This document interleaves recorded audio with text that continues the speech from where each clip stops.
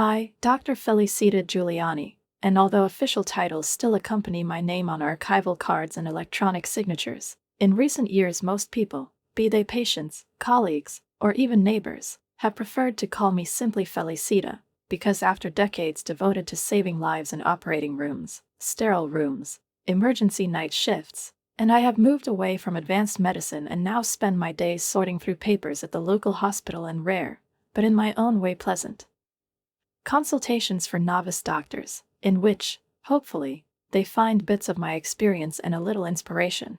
But that's not what we're talking about today, because today is a special day, filled with anticipation, slight anxiety, and a pinch of suspense, because I'm preparing to meet Sarah, the fiancée of my son Lorenzo, and in the meantime, my old, inhabited house is under renovation, and I temporarily settled into this small, modest rented apartment, which, despite the worn wallpaper, creaking floor and low-key interior, still had enough comfort for temporary shelter and cooking my signature apple pie.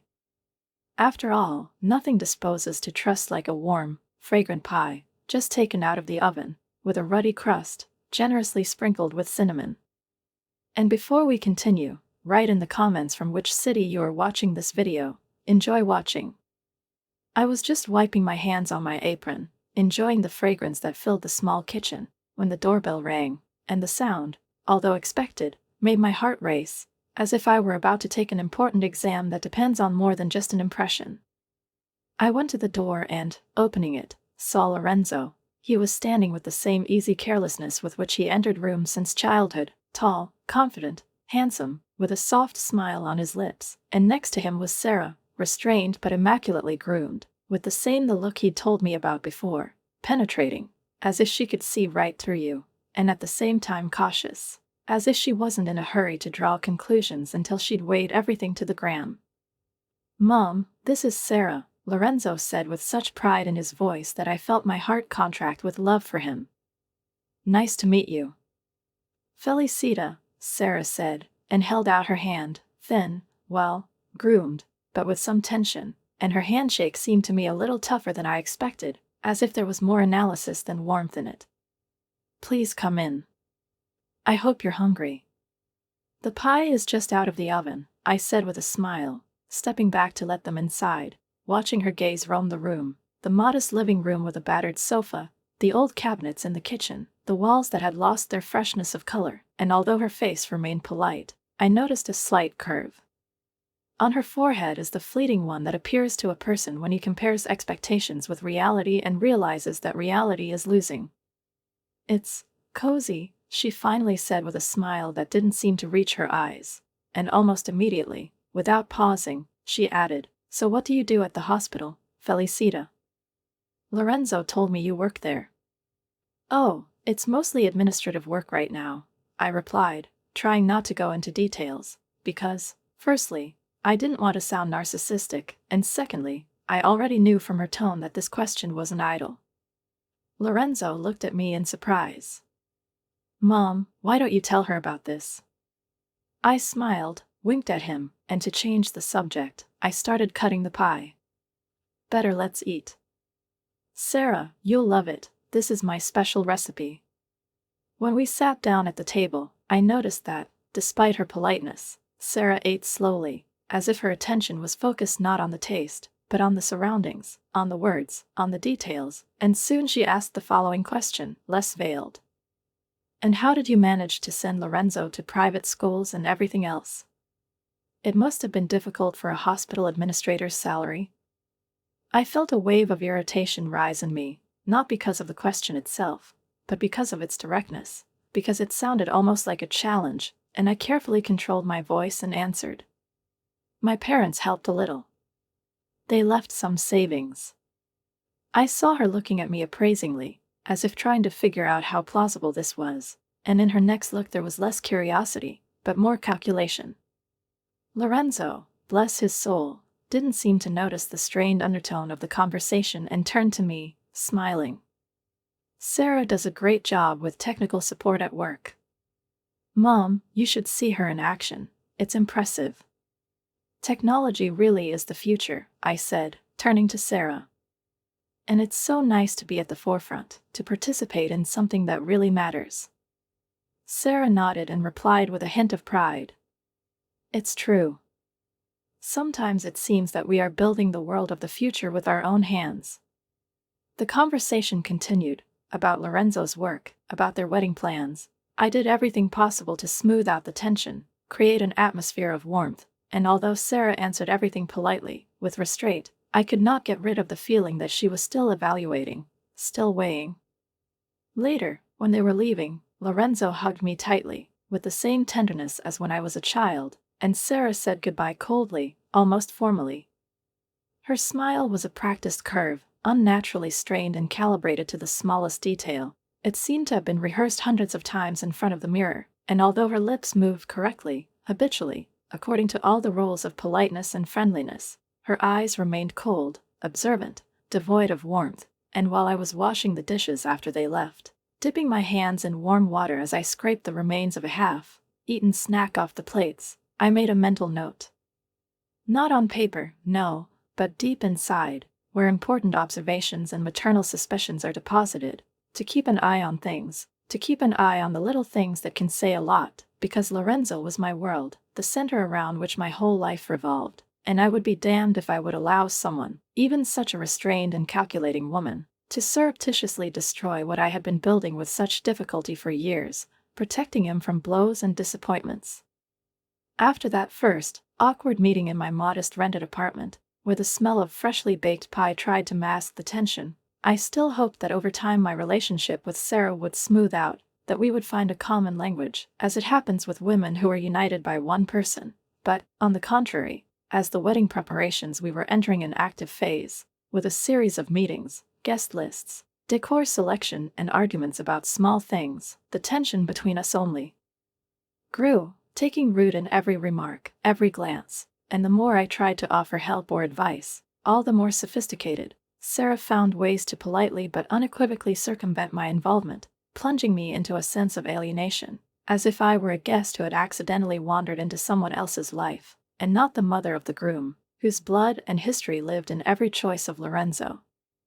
One afternoon, when the air was filled with the smell of brewed coffee and mild anxiety, Lorenzo and Sarah came in to discuss some aspects of the wedding. I carefully set the table, a couple of plates with snacks, soft cheese, crackers, homemade pickled olives, trying to create the very atmosphere of comfort that I thought could become a bridge between us. "Mom, we were thinking of choosing a place by the lake," Lorenzo said, spreading out several color photographs on the coffee table with panoramas of the water, the gentle curves of the shore and romantic gazebos surrounded by greenery. Before I could say a word, Sarah was already leaning forward, taking the initiative. "Oh, Felicita, it's a little out of town, and I'm not sure if all our guests would want to go that far." Her voice sounded casual, but there was a hardness behind the words, as if she had previously excluded my opinion of how irrelevant. I tried to keep my voice steady, not letting my irritation break through. "The lake sounds great, Lorenzo, the photos are great, and a few extra miles won't scare anyone." Sarah laughed, and her laughter, high-pitched, ringing, too loud for such a simple scene, hurt my ears. "Oh, but you know what kind of movement we have. It can be a real headache, traffic jams, parking.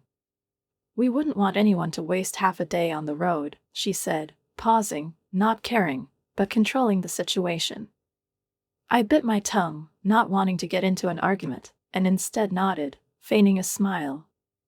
"Well, the city center is also a good choice. There are wonderful halls there." Lorenzo glanced at us, trying to catch an invisible line of tension running through the room, but true to his nature, he didn't comment, just said, "Sarah's looking at a wonderful place in the center, isn't it, baby?" "Absolutely," she replied, tossing her hair over her shoulder with such grace, as if she were on stage, and added, looking at me, "And, Felicita, we are also thinking about a modern wedding theme, something elegant. I suppose you would prefer something more traditional?" Her gaze slid over my old tablecloth, worn mugs, as if looking for confirmation of her words, and in those glances, in those pauses, I felt everything that she didn't say directly: judgment, condescension, the feeling that I was a part of the past, and she's building a future that I'm not invited into. I clenched my teeth, not letting my voice waver. I like the modern style.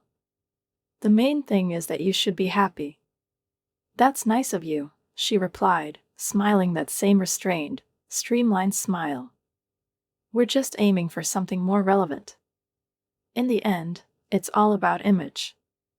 While they continued to discuss floristry, menus, and musical selections, I nodded, occasionally interjecting routine phrases, but my thoughts were somewhere far away, in a place where every word Sarah said was perceived as an attempt to erase me from the picture, to push aside, to replace my role in Lorenzo's life.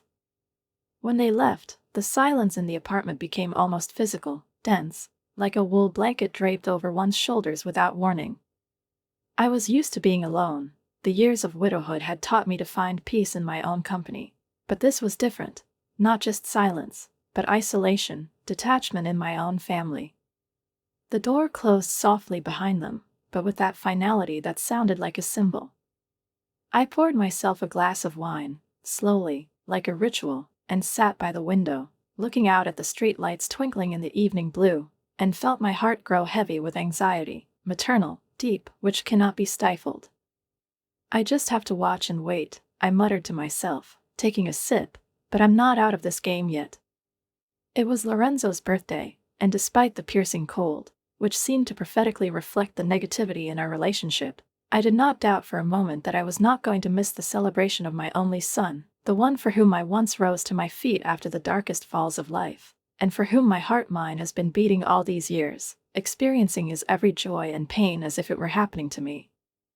Sarah, as expected, took over the entire organization, doing it with that calculating zeal typical of her, which mixed ambition and demonstrative independence, and although technically I should have been invited, my name somehow got lost in this fuss, disappeared among emails, group chats, and design lists. But I knew one thing: a mother's place is always with her son, especially on the day he was born many years ago and changed my life forever, and so I went, no matter how much they wanted to see me or not to see me.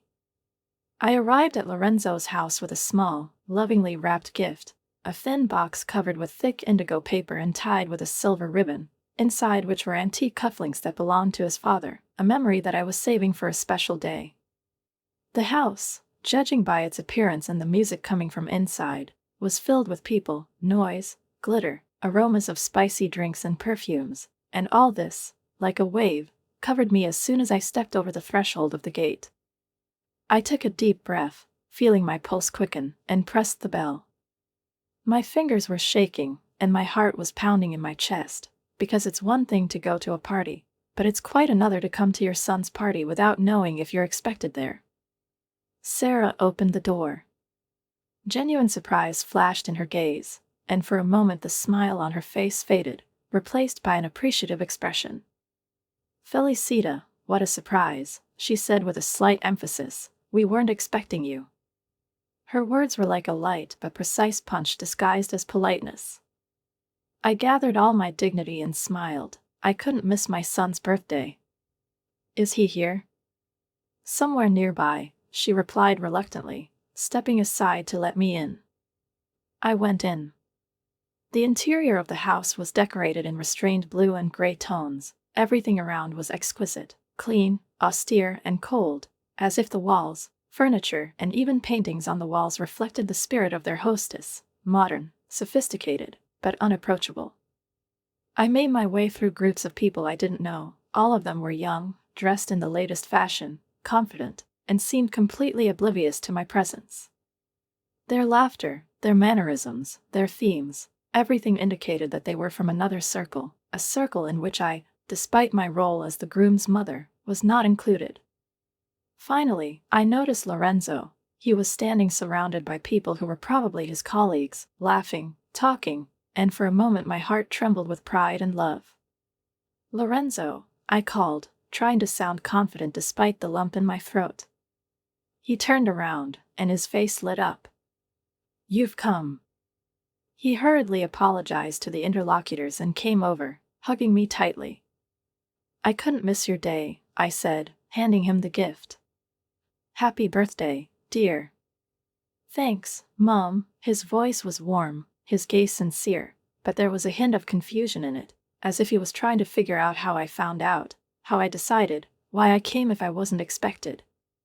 Sarah appeared next to her, as always on time, with that same unsmiling smile that has already become her calling card. "Lorenzo, your friends have been asking about you," she said, then turned to me. "Can I get you a drink?" "No, thanks," I replied cautiously. "I'm fine." Feeling out of place, I tried to be dignified, but it was getting harder by the minute. All the conversations seemed alien, superficial, and every exchange required effort.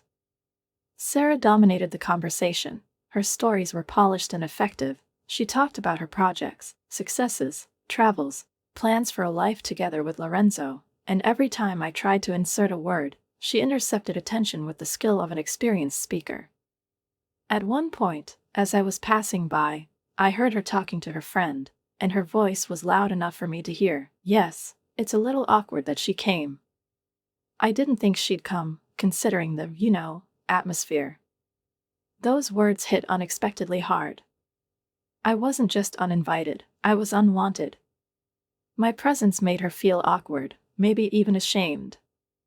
I retreated to the far corner of the room, where it was a little quieter, picked up a glass of something tart, not remembering who handed it to me or when, and just stood there, watching, feeling a dull sense of uselessness grow.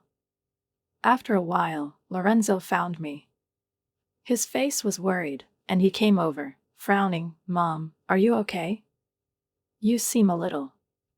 I forced a smile, trying my best not to spoil his celebration. "It's okay, I'm just a little tired. It's been a long day. Do you want to stay longer? Or should I call you a taxi?" He was attentive, as always, but I didn't want to take him away from under the bright dome of this evening. I didn't want my sadness to reflect on him. "No, you stay," I said. "Enjoy it. I'll get a taxi myself. I just wanted to see you and congratulate you personally." He hugged me tightly, with concern in his eyes. "Thank you for coming, Mom. I love you." "I love you too, darling. Always." With that, I smiled again, and the sound of my laughter echoed behind me, dissolving into someone else's celebration. When the door closed, the night air was cold, but it was a relief compared to the warmth of the party, where I was clearly an outsider who did not fit into the perfect picture that Sarah had built with such care and diligence, as if she wanted not only to organize a celebration, but to paint her own version of Lorenzo's life on canvas, in which there was no place for me. It was a crisp morning, just one day before my son's wedding, and I was in the kitchen, in silence, where the hum of the refrigerator was the only constant sound disturbing the peaceful calm, while I lazily cut apples for the morning pie, which I planned to treat myself and maybe Lorenzo, if he looked in. Then suddenly, there was a knock on the door, confident and short, as if there was a man standing behind him who knew what he wanted. Assuming it might be a delivery guy, I wiped my hands on my apron, carefully hung the towel on the hook, and headed for the door. When I opened it, I saw Sarah standing on the threshold in a perfect beige coat and with her hair as neat as if she had come out of an advertising catalog. Her face was serious, almost hard, and this look did not bode well. "Sarah," I said, surprised but restrained. "What brings you here so early?" My voice was polite, but wary. Without waiting for an invitation, she stepped over the threshold and looked around my modest rented apartment with ill-concealed contempt, a look in which a certain triumphant superiority was read, and her whole body, her whole posture, her whole manner seemed to say, "You're not from here." "Felicita," she began without preamble, "I'll get right to the point. I'm here to make it easier for everyone. I have a suggestion for you." "Oh," I replied, feeling the cold begin to spread through my veins, despite the warm sweater. "What's that?" She gracefully took out a white envelope from her large expensive bag and handed it to me with a gesture that was probably meant to seem generous. "I'm offering you $1,000, she said, looking me straight in the eye, "so that you won't attend the wedding tomorrow. Lorenzo and I believe that it will be better for everyone." I stared at her, stunned, not from shock. No, her audacity no longer surprised me, but from the fact that she dared to suggest that this might even be acceptable. "And why?" I asked in a flat voice. "Do you think I'll accept such an offer?" Her lips curled into a frown. "Be real, Felicita," she said. "Your presence may not fit into the event that we are planning. You know, with these important guests." I felt my hands clench at my sides, but I forced myself to stay calm and collected.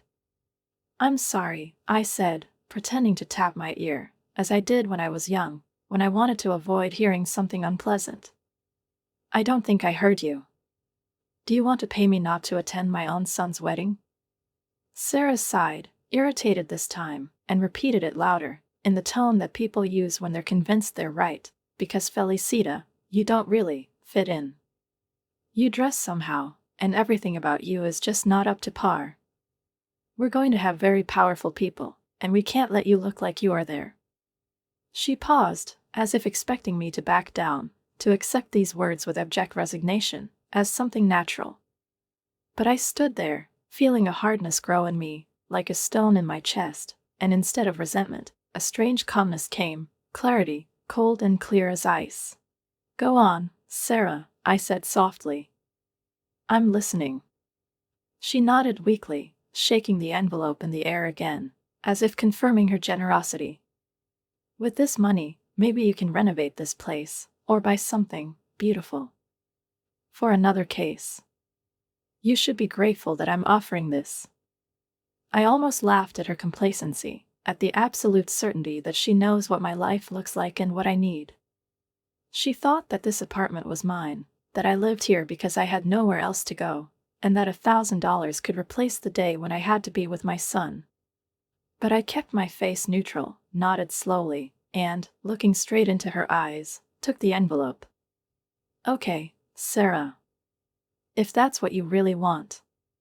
The relief on her face was almost physical, her shoulders slumped slightly, and she allowed herself a tight smile. "That's fine.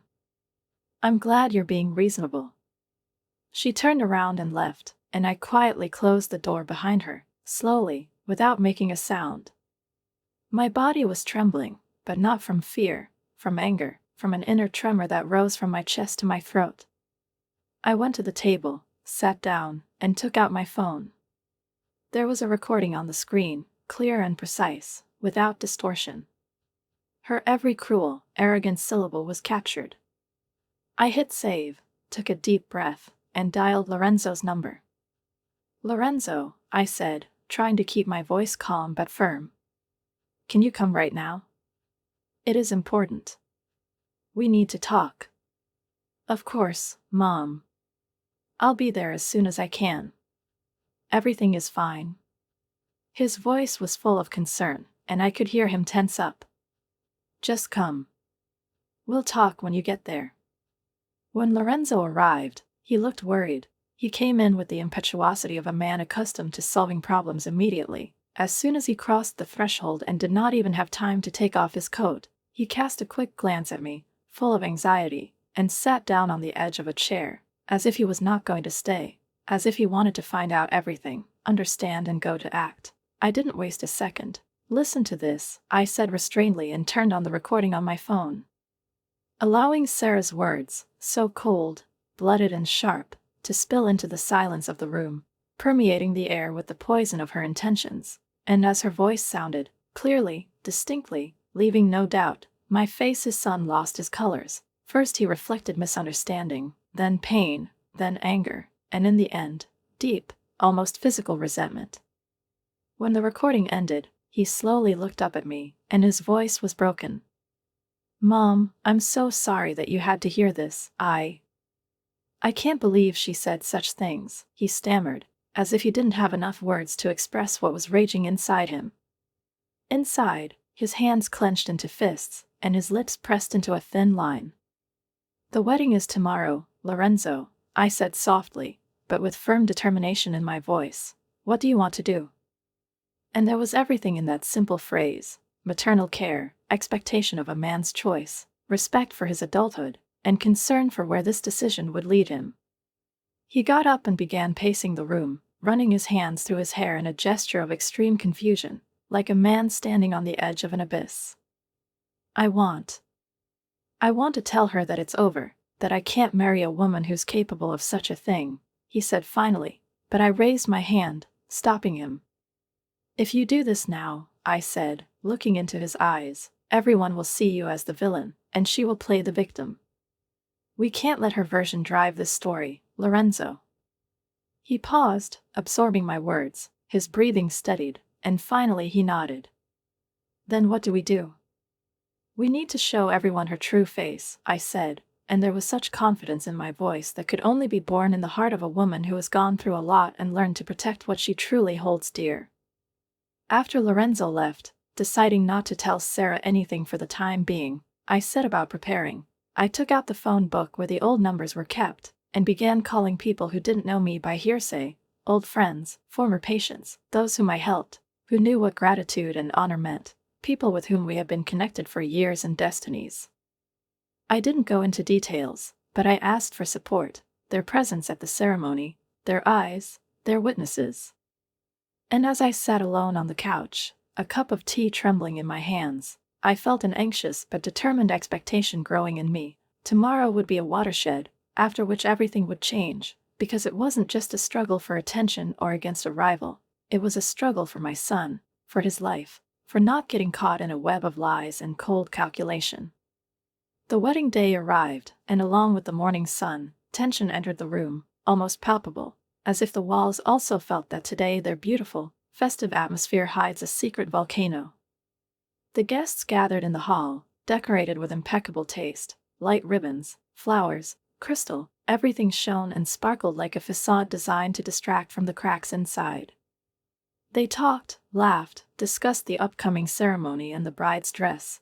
None of them yet suspected what was waiting for them.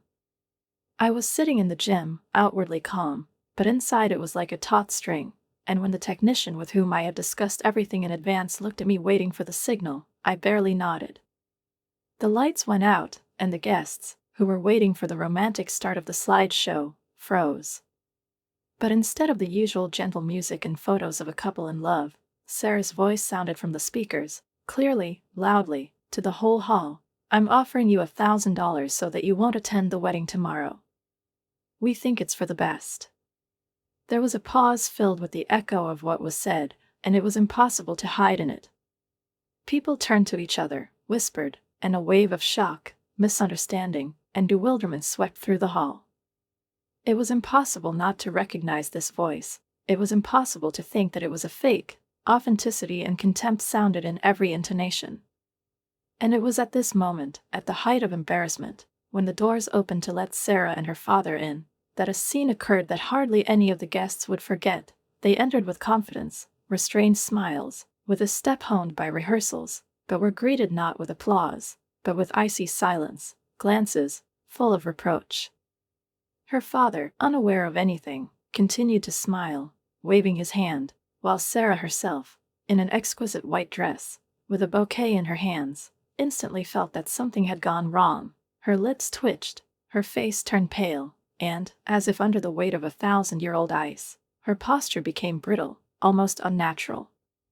She tried to keep her composure, but it was too late. Her words, once spoken, had already poisoned the atmosphere, and all that day, all that glitter, all those flowers began to crumble like decorations that could no longer hide the truth. I got up from my seat, knowing that now it was my turn to act. Then I switched to the second part of my carefully thought-out plan, and on the large screen installed in the center of the hall, video footage began to flash, which was a montage of reviews from prominent figures of the city, my colleagues and patients. Each of them shared memories of my years of dedicated service as a surgeon, about the lives I had managed to save me, and about the contribution that I have made to the development of society.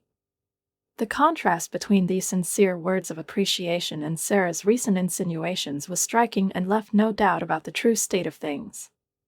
Sarah, who was standing in the center of the room, froze in place, her face turned pale, and her eyes darted around, as if looking for support or a way out of the current situation. The guests, who had previously been watching her with admiration, now turned away, whispering among themselves. Their expressions ranged from pity to contempt. Sarah's mother, who was sitting in the front row, couldn't hold back her tears. She covered her mouth with her hands, shocked by what was happening. Sarah herself looked helpless and confused. Her former composure was shattered, and her superficial judgments were laid bare in front of friends and family whom she hoped to impress. When the video came to an end, a heavy silence reigned in the hall, filled with the realization of what had happened and shattered expectations. My son, Lorenzo, took a deep breath and resolutely walked towards the microphone, his face expressing seriousness and determination. Everyone's attention was focused on him. Every pair of eyes was filled with curiosity and concern. "I'm sorry," Lorenzo began, his voice echoing through the room, "but I didn't notice my fiancée's callousness and arrogance earlier." He paused for a moment, looking around the crowd with regret in his eyes. "I'm canceling the wedding and I apologize to all of you for the inconvenience." Then he turned to me, and his expression softened. "Mom, I'm sorry.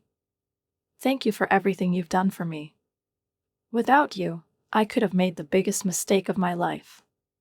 His voice trembled slightly, and my heart was filled with both pride and sadness for what he had to go through.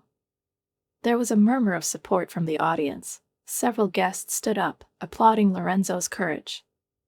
I felt a tear roll down my cheek as I watched my son embody the values I sought to instill in him: honesty, fortitude, and responsibility for his actions. At that moment, Sarah, who was standing to the side, burst into tears. "I didn't know about your mother's past," she sobbed, her voice desperate and pleading. "This changes everything. Please, Lorenzo, can we just talk about this?" But Lorenzo shook his head. His decision was firm. "There's nothing more to discuss. It's over, Sarah." Even Sarah's parents looked at her with a mixture of shock and indignation. Their faces expressed disappointment and disbelief at their daughter's actions. They found themselves in the uncomfortable position of observers, seeing their child's flaws exposed in front of a room full of guests, and not finding a way to save the situation. Sarah's frustration and embarrassment spilled out. "It's all your fault," she shouted, pointing a trembling finger in my direction. Her voice was rough and full of emotion. "You've ruined everything."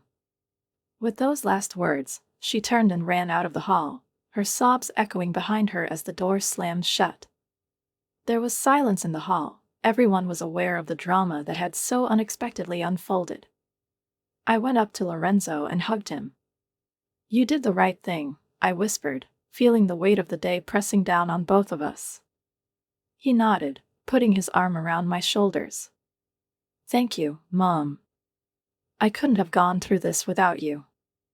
When the guests slowly began to disperse, leaving behind only whispers of approval and careful touches on the shoulder, which read support and sympathy, I, standing at the very edge of the hall, where the smell of cut flowers and just-gone hopes still lingered, felt two opposite feelings intertwine in my heart: relief that the truth finally, the deep sadness of realizing how much pain I had to go through in order for it to come out, prevailed.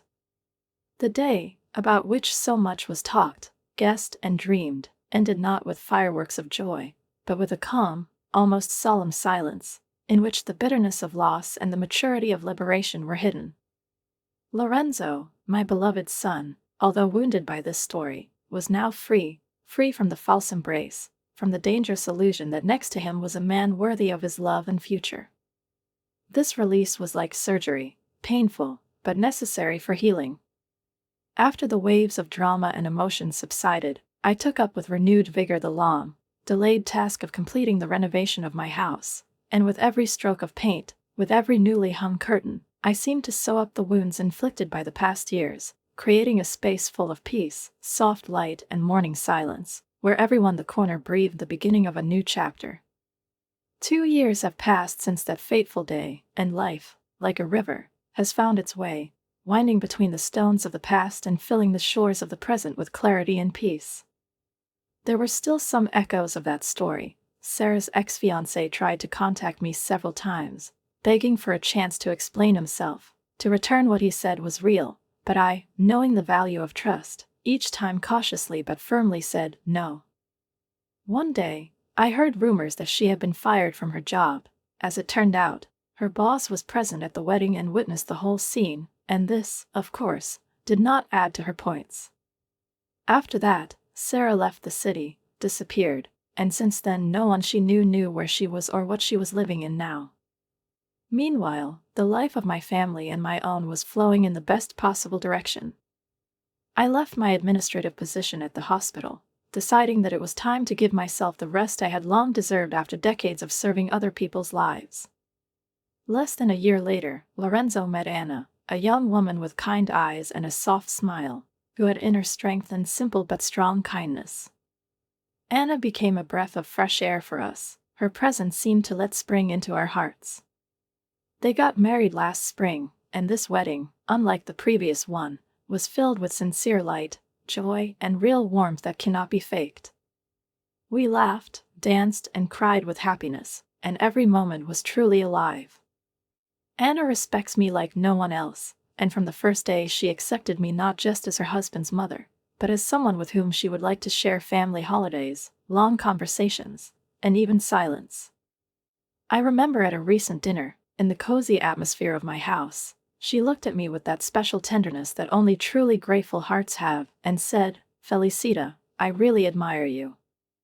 The way you went through all this with such grace and dignity is an example for me. I am happy that you have become a part of my life."